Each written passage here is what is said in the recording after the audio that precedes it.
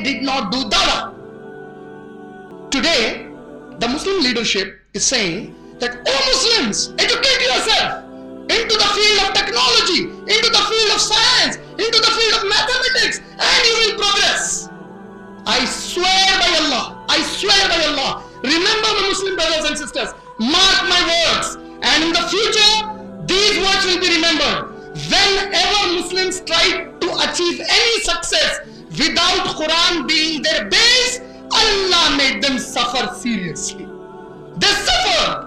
The most successful of all the Muslims on the face of the earth were Prophet Muhammad sallallahu alaihi wasallam and his Sahaba. What was their criteria of success? Their criteria of success was Quran and inviting others to Quran. Unless we do not hold to the Quran and invite others to Quran, you take out, you find out, you search, you filter, you gather, accumulate any number of solutions, Allah will punish you with them. Unless Quran doesn't become your base.